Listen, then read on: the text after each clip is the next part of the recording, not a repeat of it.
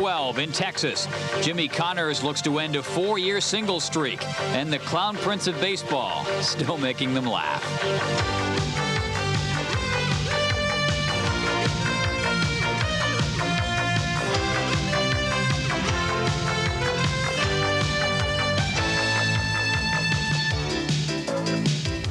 Hello there and welcome to Sports Desk. I'm Paul Romanuk along with Michael Landsberg. We start things off with baseball and the parallels between the Blue Jays and the Red Sox. Let's put it in terms of the Toronto Blue Jays. The Boston Red Sox have been doing exactly what the Blue Jays had hoped to be doing. They were far enough out of first place that getting hot wasn't going to do it. They had to go on an extended winning streak following the All-Star break, and they have done precisely that. After changing managers, something more than a few Blue Jay fans had lobbied for, the Red Sox had won all 11 for new man Joe Morgan as they open up a series in Texas with their main man on the mound. Roger Clemens 9-0 on the road, and it looks like maybe 10 in a row because he shows O.B. McDowell his big fastball early on, strikes him out. Meanwhile, Jim Rice is in the lineup for the first time since his suspension. Here's why he was suspended. Basically because he can't hit. He got mad that he was replaced by a pinch hitter, and the guy who into more double plays than anybody adds 1 to his total. Charlie Huff on the mound, and his knuckler was dancing. What a contrast to Roger Clemens.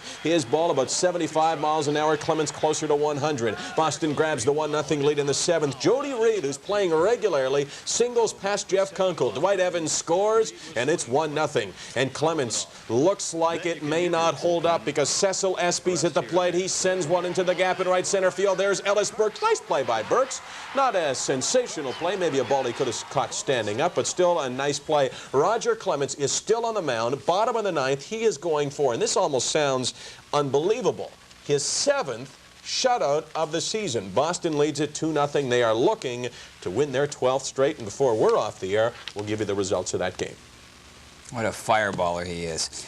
A bunch of homers, though, are the Minnesota Twins. That description fitting that team to a T. In terms of actual wins over the course of the last 5.5 seasons, the Twins have won 87 more games at home than they have on the road. That is the biggest home field advantage by far in the major leagues. So the rule of thumb is that you will have a losing record against the Twins in Minnesota. For some reason, though, the Toronto Blue Jays do not follow that rule of thumb. They have a winning record in Minnesota over the last 5.5 seasons. This season, though, things not going quite as well as they would like. Charlie Lee is on the mound for the Minnesota Twins. Jays great at the Metrodome the last couple of years, but so far not this year, mainly because they're facing some hot Minnesota pitching and some timely Minnesota hitting. First inning, bases loaded, Fred McGriff at the plate, and some untimely hitting for the Jays. Meanwhile, the Minnesota offense connecting. Jimmy Key having trouble, 1-0 in the 2nd. When Gagne hits that double, Larkin scores. It's 2-0 Twins. Jays try again in the 3rd to get things going, but it ends quickly when Lloyd Moseby is picked off at first. George Bell was at the plate, by the way. In the 7th, things start to go Toronto's way, though, starting with Nelson Lariano's huge, at least for Nelson Lariano, blast to right field. The solo shot brings the Jays closer. It's 2-1. And then later in the inning, 2 on for Lloyd Moseby, and the shaker absolutely crushes this one. 446 feet is the official measurement. The Jays vault into the lead. But with the score 4-3 Toronto and 2 out in the bottom of the 9th, Kirby Puckett is facing Tom Henke, and the nightmare unfolds for Toronto. He slams it off the garbage bags. A couple of runs come in to score, and the Twins win one on their final out of the game. It looks like the Blue Jays' luck at the Metrodome has turned sour this year. They are 1-3 in Minnesota so far this season. On to a game now between the Yankees and the Brewers. Teddy Higuera on the mound for the Brewers. 3rd in the American League in ERA, but he's only 7-5, and he's in a jam in the 1st inning. 1 run in, bases loaded. Higuera gets Don Slott to pop up, though, to end the inning. Maybe that's why his ERA is so low. Brewers get a couple in the 2nd. Joey Meyer teeing off on a John Candelaria pitch. Not too many did tonight, but that one's out. Greg Brock scoring in front to give the Brew Crew a 2-1 lead. Don Mattingly at the plate as we pick it up in the 7th inning. He's 2 for 2 and make that 3 for 3. Mattingly's 10th home run of the year. It's a 2-run shot. The Yankees lead one more time. The Yankees take that lead into the 9th inning. Man on 3rd for Greg Brock. John Candelaria strikes out Brock to end the game. His 6th complete game of the year. The Yankees win this one. The final score is 3-2. The Candyman is the story. He's 11-6. He pitches a 3-hitter on the way to the win. The Yankees a half a game ahead of Detroit, the idle Detroit Tigers in the American League East Division. In the fourth inning, Oakland and California tied at 1. Dave Stewart against Kirk McCaskill, the pitching matchup in that game. Downing has a home run so far for California. Chicago defeating Seattle 6-5. Bobby Thigpen picks up save number 21 on the season. Bruce Fields picks up his first home run of the season for Seattle. Allegedly, the words, "Let there be light," were uttered many thousands of years ago. Well, the air must be thick in Chicago because those words are just now making their way to Wrigley Field in Chicago. Because on August the 8th, they will turn the lights on and play a night game of baseball for the first time in Wrigley Field history. And they were warming up the lights this evening. And do they like the lights in Chicago? Some did, some did not. Over 3,000 showed up, though, and cheered as they turned the lights on at 8:45 Eastern Time. 26 panels of lights perched high atop Wrigley Field. The first night game goes on August the 8th. And in case you were wondering, first guy to hit a home run was Andre Dawson in batting practice. Well, the New York Mets, their lead in the National League East, melting a little bit in the summer heat. In Philadelphia tonight to play the Philadelphia Phillies. And with the Pittsburgh Pirates hot on their heels, the bad news for the Mets is that Ron Darling was starting the game. He has been pitching for the last 3 weeks or so with bone chips in his right elbow. That's his pitching elbow, and he has been struggling. He has given up 16 runs in the last 6 innings that he has pitched, 12 of those runs earned. His earned run average in his last 3 starts is a colossal 11.37. Darling has been going a little bit better on this night, though. He gets Milt Thompson in the 3rd. Thompson, one of 6 strikeout victims on the night for Darling. Top of the 4th inning, and New York jumps in front, giving Darling some support. Kevin McReynolds taking the Don Carmen pitch and deposits that one in the left field seats. Number 14 for McReynolds, 1-0 Mets. Little kiss for the next batter, Darryl Strawberry from the Philly Fanatic. It turns out to be the kiss of death for the Philadelphia Phillies because the straw man kisses this Don Carmen pitch so long. Homer number 26 for Strawberry. Back-to-back jobbies. It's 2-0. Phillies come back and tie the game in the 6th with a pair of runs. The first coming as Mike Schmidt singles in Milt Thompson. We're tied at 2 after 6. Philadelphia jumps into the lead in the 7th. Juan Samuel fighting off the pitch to the other direction. It drops in. Darren Dalton scores. It's 3-2 for the Phillies. That was the game-winning RBI. Here is the line as far as things are concerned for Darling.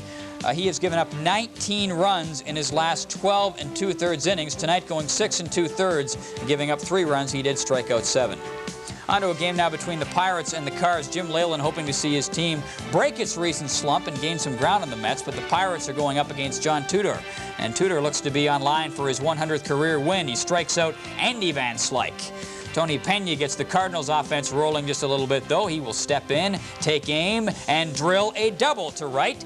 Van Slyke almost has it, almost, but not quite. He misjudged that one in the slide. Mike Laga comes in to score, but the Pirates get the run back with this Bobby Bonilla blooper that will land just in front of Willie McGee. Jose Lean scores, but Bonilla is out trying to stretch the single. It's 2-1, St. Louis on top. Cards leading 3-1. Terry Pendleton getting a hold of a Bob Walk pitch, drilling the triple. Willie McGee will come in to count, making it 4-1 for St. Louis. St. Louis goes on to win it 5-1, so it is status quo in the National League East. New York 2 up on Pittsburgh. In L.A., they're calling it just another series. In San Francisco, they're calling it far and away the biggest series of the year to date. The Giants and the Dodgers open a 4-game series in San Francisco tonight. The Giants were 7 back of L.A. when it began, so it's easy to see why they feel they need to win at least 3 of the 4 games. And if a baby could talk, he'd be saying, "Why is this fat guy kissing me? Yuck!" Bottom of the 3rd inning, Fernando Valenzuela, struggling this year, faces Brett Butler, and Fernando, too slow to get there, should have been there, and he pays for it. That was Butler's 1,000th career base hit. He moved to 2nd and then scores on this blooper by Will Clark to left field in front of Kirk Gibson. RBI number 75 for Clark. It's 1-0 for the Giants. Top of the 6th now, Mike Marshall at the plate with a runner on 3rd, and the runner on 3rd, Franklin Stubbs, will come home to score uncontested. Game tied at 1. Now, we go to the bottom of the 7th inning. Candy Maldonado is on 1st. It's Kevin Mitchell at the plate. Mitchell tees off on Valenzuela. Goes to deep left center field. They scamper for the ball, and they've got it. It's a 2-run shot by Kevin Mitchell. His 13th of the year, and I dare say his biggest home run of the year, because with the win, San Francisco grabs some momentum and cuts a game off the Dodgers' lead. They are 6 games behind. And stay with us. When we return, the Swedes attempting to make it to the Davis Cup final for the 6th straight year. And Jimmy Connors attempting to end a 4-year drought. We'll hear, won't he? We'll let you know.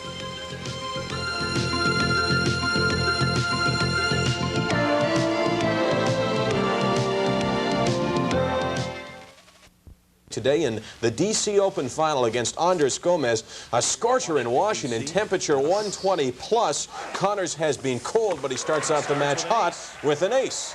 This might be Jimmy's 13th final appearance without a win since '84, but he's showing some of that old speed. Watch classic Jimbo Connors reaches for the backhand. Then goes cross-court winner. Connors takes the first set 6-1.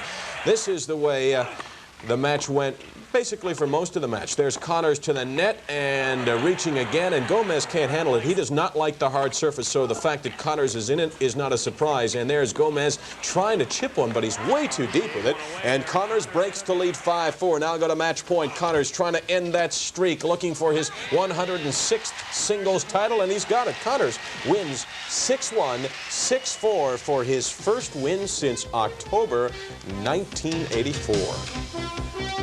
The next men's stop is Stratton Mountain, Vermont for the Volvo International. 3 Canadian men are entered, and on Monday, each saw a different result. Glenn Mishibata won. He beat Simon Yule in straight sets. Chris Pridham lost. He lost to Dan Cassidy in 2, and Martin Lorendo had his match suspended because of darkness. I like to call this the tennis tournament that never ends, the Davis Cup playdowns. Oh yeah, you're saying. The U.S. advanced to the round of 16 in that tournament on the weekend with a win over Argentina. Wrong-o. They advanced to the round of 16 for the 1989 Davis Cup. You see, they're still playing in the 1988 Davis Cup while they're running the playdowns for the 1989 Davis Cup. Sweden meeting France today in the semifinals. The winner would meet West Germany in the final. Representing the Swedes, it is Mats Wilander. And he's tough right from the start against Henri Lecomte representing France, serving in the near court. He'll attack the net on Wielander's return, but it's Wilander who plays a perfecto lob. Beautiful, just inside the line for the point. Wilander won the first couple of sets easily. Lecomte makes a nice save at the net, but Wilander makes no mistake in the second chance, nailing the winner. Wilander very much in control, and Lecomte dirty and struggling. We go to match point in the third set. Wilander serving. Lecomte has Wilander running, but he'll drive the ball into the net, actually. So it is Wilander downing Henri Lecomte in 3 straight sets. Overall, Sweden defeats France 4-1. So Sweden is in the championship series for the 6th straight year. They have won the title 3 of the last 4 years, including last year. The final is in December. Well, John McEnroe was part of that U.S. Davis Cup win in Argentina over the weekend that I mentioned a few moments ago. He grabbed an all-night flight back to Toronto to be there on Monday to promote the Canadian Open Tennis Championship. The Players International gets underway on August the 6th in Toronto. It's a tournament McEnroe has played well in the past. I was able to win the Canadian Open for the first year and then win it again and defend my title in Montreal. It was a good feeling, but the chances to play Borg here a couple times, the way I've been treated, this will be my 12th straight year, so there's not any one specific thing that I would say would stand out in my mind right now. If I thought about it, you know, for a little while, I maybe be able to come up with one thing, but I have positive memories of this year. I think the fans here are good, and I think if a guy like Schneider, the Canadian Andrew Schneider, develops, and hopefully a couple other people, they would be good for the sport as well, because I think that this is a place waiting to explode. Back to the Davis Cup, so the U.S. qualifies for the '88 Davis Cup final, right? Wrong. They qualify for the 1989 Davis Cup final. But this is '88. It is, and I don't understand the Davis Cup. You're one of the few guys actually who doesn't, but unfortunately no time to explain it to you right now. Still to come on Sports Desk, lots of NFL news to pass along.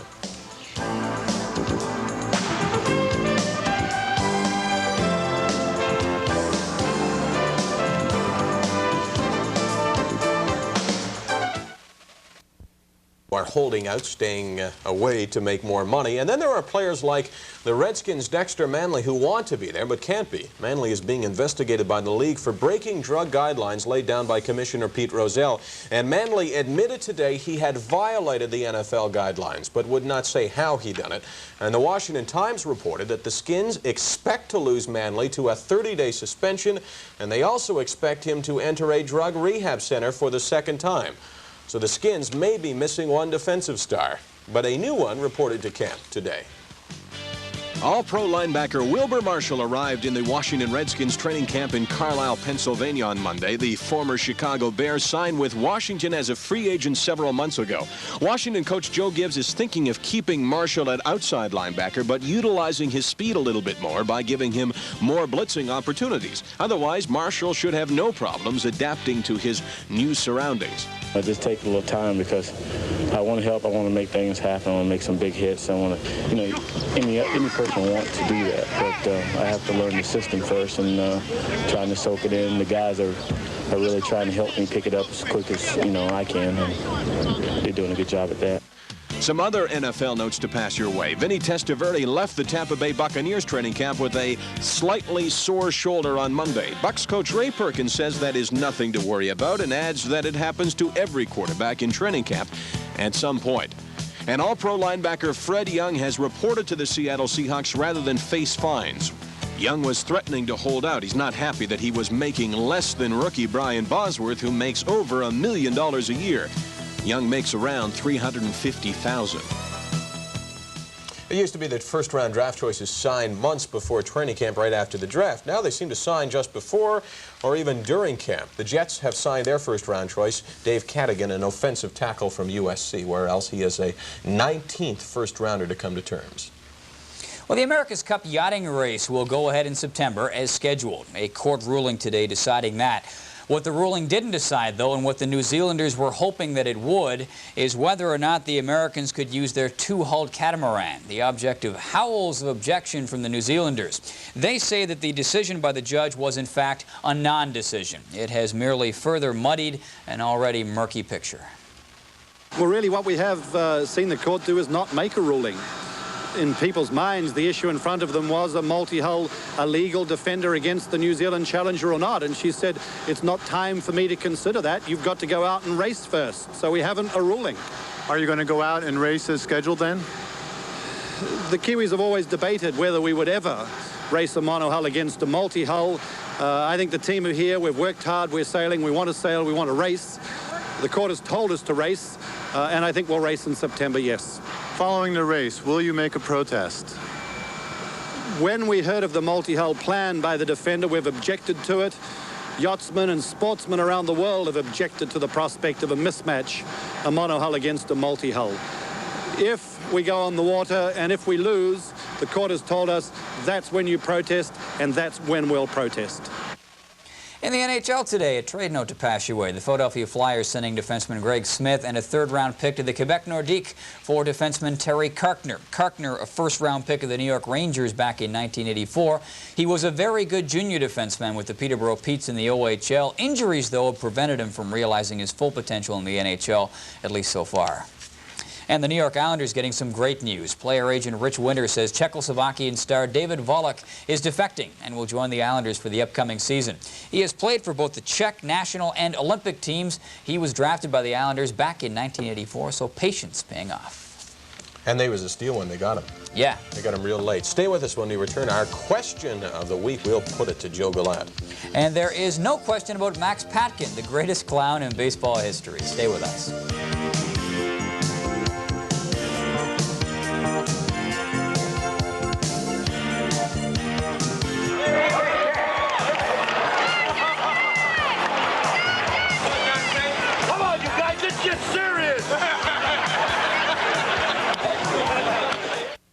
Can't because you don't have access to the person you want to ask?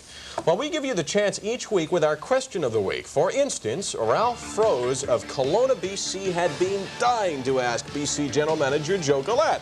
Since you became GM of the Lions, Joe, you haven't won a single title. They finished first, but that's it. Also, the best players are gone. So, what's going on, Joe? Well, Ralph, thanks for your question. Number one, we did finish first last year, but we didn't get the job done in the playoffs, and that's certainly what we're after. We'd like to do a better job at our skill positions and get our offense going. We felt this year going into the season that we should get mobile quarterbacks. We've got two of them that are probably the best in that category, and hopefully we've increased some of our skill positions in terms of what the running backs can do and what the receivers can do. And if our offense is up to what our defense has been, then I think we're going to have a championship for you. Quarterbacks, of course, he's talking about are Ricky Foggy and Matt Dunnigan. If you have a question that you would like answered or dodged, call us at, write us at TSN Sportsdesk. Question of the week, 1155 Leslie Street. That's Don Mills, Ontario, M3C2J6. We'll wait to hear from you. Well, he wanted to be a pro ball player. It didn't quite work out, but it's just as well, really, because it is obvious what Max Patkin's lot in life was meant to be. Not a man who struck fear into the hearts of Major League batters, but rather for Max Patkin, a man who has brought millions of smiles to baseball players and fans all over North America.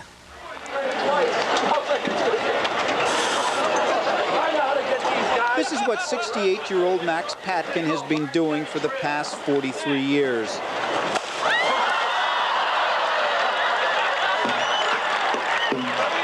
Max is the clown prince of baseball, and it all started by accident. He was pitching in an armed forces game during the war in Hawaii. The legend Joe DiMaggio hit a home run off Max. Max decided to chase him around the bases. Give me the towel. Give me the towel. Give me the towel. Hold it up. Hold it up there. These guys are making a mess down here. I came off the mound and started stride for stride and back at Joe DiMaggio. And as he came around the bases and came in the home plate, his whole team came out of the dugout to shake my hand. They ignored Joe, and it was the funniest thing. You ever seen about 12 or 15 ball players walking a pitcher back to the mound, patting him on the back? The guy that threw the home run pitch, and that was where it all started. Max loves the game of baseball. He feels that's what sets him apart from some of the other cheerleaders.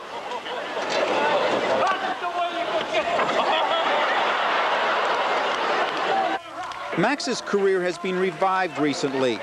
He plays himself in the box office smash hit Bull Durham. One scene, he says, that was cut from the movie had him and the female lead, Susan Sarandon, kissing. That's when she leans over and she says, "Oh, Max, that's sweet."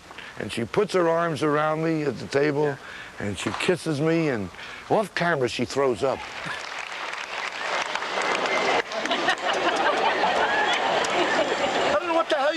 Hey, Max, are you go out with a good-looking guy, and you can't trust him. You go out with an ugly guy, and who the hell wants me? I'll never cheat on you. Now, Max is playing before large crowds every night right across North America. Short lead. It's a hockey game you guys were playing. After such a long time, Max feels he's getting the attention he maybe deserved as a big part of the game. And when it's over, he'd like to get some special recognition. I'd like to get in the Hall of Fame. Why not? I think it would be nice. What the heck? God, what the hell are you laughing at? I'm looking at you now. Max, how could you put that dirt in your face? I said, because the kids love it. This is not dirty act. It's not a clever act. If it was clever, I'd have been out of work years ago. It's stupid, it's dumb, and that's why I like it. That's why the fans like it. Give us a face. How about the nose shot? Imagine dressing up and making people laugh every night. Sounds like what you and I do. Before we go, let's recap and update you on the Boston Red Sox trying for their 12th straight win since the All-Star break. Roger Clemens pitching, looking to nail down his 7th shutout of the year and go 10-0 on the road. We'll pick it up in the 9th inning, 2 away. Clemens trying for his 14th strikeout. He facing Gino Petralli. It is a one-run baseball game, and Clemens blows him away with an outstanding slider. Clemens says, yeah, and why not? How about that? His 7th shutout of the season. That sounds almost difficult to believe. It is. Boston over Texas 2-0. They have won 12 straight games. Blue Jays had this one. They had it won. It was a 4-3 baseball game. 9th inning, 2 away, 2 strikes on Kirby Puckett. And he had a double that won it for Minnesota. 5-4. That lost it for Jimmy Key. Meanwhile, to update you on this game, California out in front of Oakland 2-1 in the 6th inning of play. We are back at 11 o'clock Pacific time, 2 o'clock in the morning Eastern time. We'll have more on the amazing Roger Clemens. See you then. So long.